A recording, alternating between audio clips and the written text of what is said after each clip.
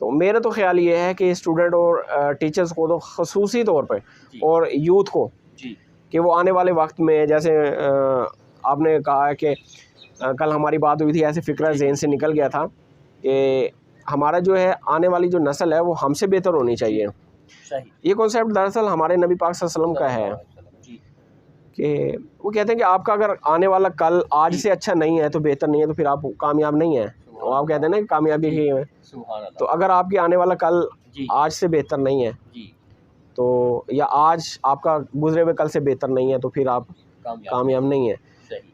तो इसी को आप देखें कि आने वाला जो मुस्तकबिल हमारा जो कल है वो हमारी यूथ है ना, हम अपनी बुज़ुर्गों की यूथ रहे हैं, तो जो कुछ हमने उनसे अच्छा सीखा वो लेके आगे चले, और फिर हमने जो अच्छा सीखा उनके साथ उसको अपने यूथ को कन्वर्ट करें, ठीक है। और बेहतर ये है कि हम उनको अपने से बेहतर छोड़ के जाएं, ठीक है।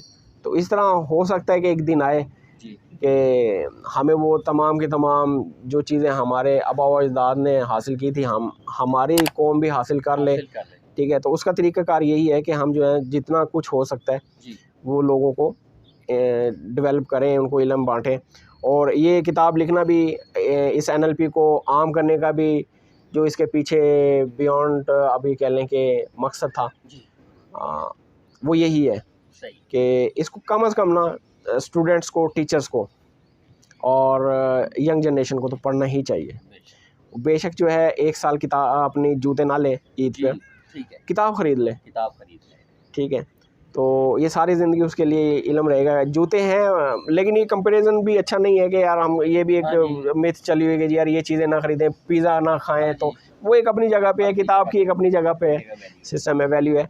लेकिन फिर भी अगर हम कहेंगे अगर हम कोई ना कोई कहीं ना कहीं से कट लगा करके किताब ख़रीद लें तो ये ज़िंदगी में बहुत अच्छी इन्वेस्टमेंट है। और ये मैं इसलिए नहीं कह रहा कि मेरी किताब ख़रीदें, कोई भी किताब ख़रीदनी चाहिए, और ख़रीद कर पढ़ेंगे तो उसकी जो वैल्यू है, उसका जो नॉलेज है ना, वो अच्छे तरीके से जो है ना वो बना कशीद कर। अच्छा सर, माशाल्लाह आपने बड़े अच्छे तरीके से NLP के हवाले से मौजूदा जो हमारा दौर है इसकी ज़रूरियात क्या हैं, मुख्तलिफ़ शोबाए ज़िंदगी के अंदर NLP की अहमियत भी बड़े अच्छे तरीके से आपने हमें उजागर की।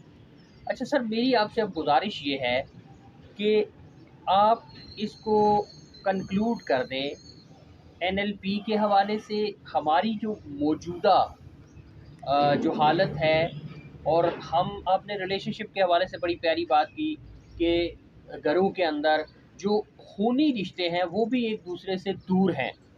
तो आप सर मुख्तसरन एक इस चैनल पे एक पैगाम सबके लिए हो कि जिसको सुन के, सीख के हमारी ज़िंदगियों में आसानी आ जाए। सही जी सर।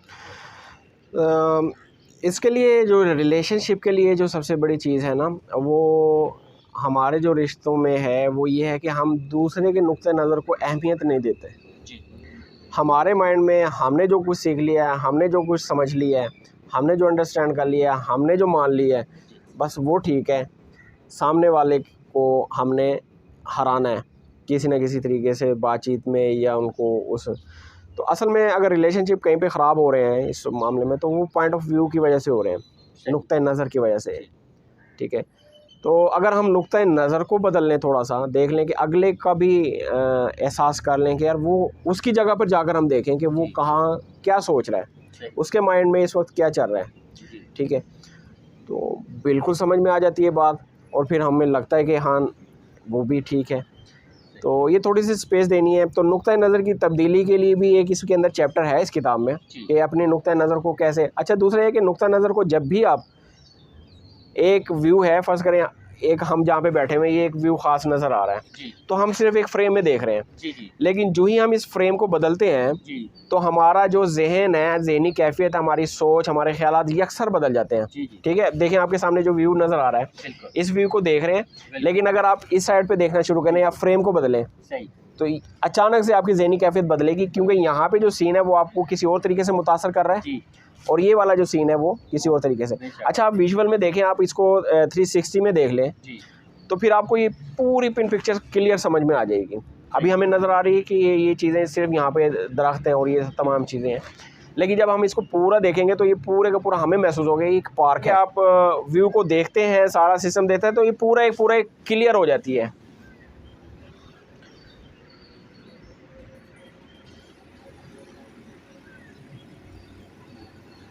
इसको आप दूसरी मिसाल से भी, बहुत पुरानी मिसालें हमारे पास पड़ी हुई हैं कि वो आपने पढ़ी भी होंगी कि हाथी को 4 लोगों ने देखा, 4 लोगों ने हाथी को अंधेरे कमरे में देखा और उन्होंने उसी को जो है ना वो फ़र्ज़ कर लिया कि बस हाथी की शक्ल यही है, जिसने जहाँ पे हाथ लगाया है वो दूसरे का पॉइंट ऑफ व्यू क्या है। हम 2D में देख रहे हैं, 3D में देख रहे हैं, 4D में जाके देखें तो वो उस चीज़ की असल हकीकत हमारे सामने आ जाती है। तो मीडिया पे भी यही चीज़ हो रही है कि मीडिया हमें 1D कभी दिखा देता है, कभी 2D दिखा देता है जी, ठीक है। तो हम कोशिश ही नहीं करते कि वहाँ पे जाके सर्च करें, तहकीक करें कि इसके पीछे है क्या।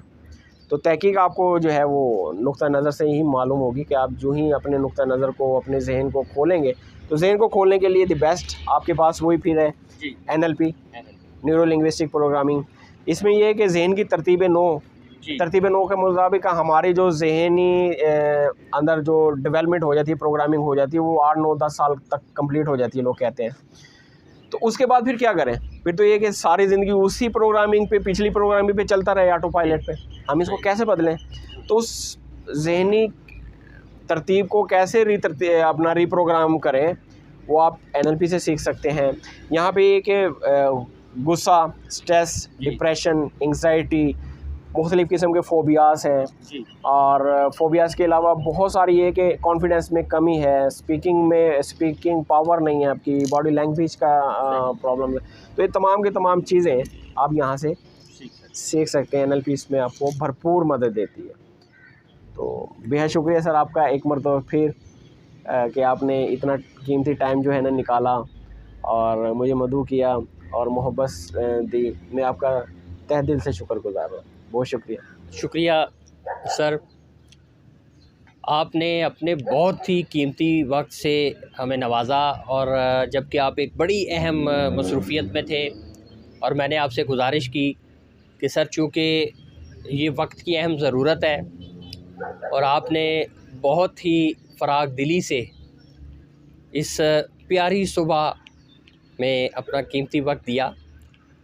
यकीनन हमारे जो सुनने वाले हैं, जो देखने वाले हैं, उनके लिए ये वीडियो बहुत ही अहम साबित होगी।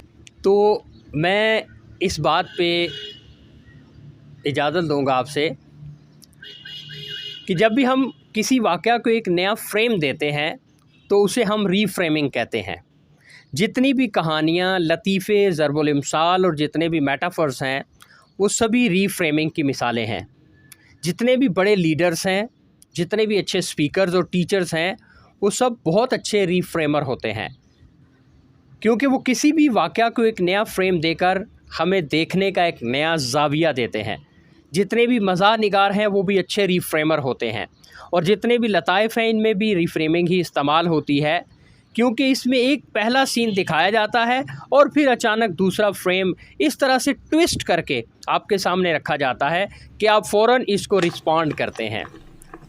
तो आइए NLP की मदद से, जो कि हमारे लिए जनाब मोहम्मद शाहिद सैयद साहब ने आसान कर दी, अपनी ज़िंदगी को रीफ्रेम करें कि ये ज़िंदगी अल्लाह पाक का बहुत कीमती तोहफ़ा है।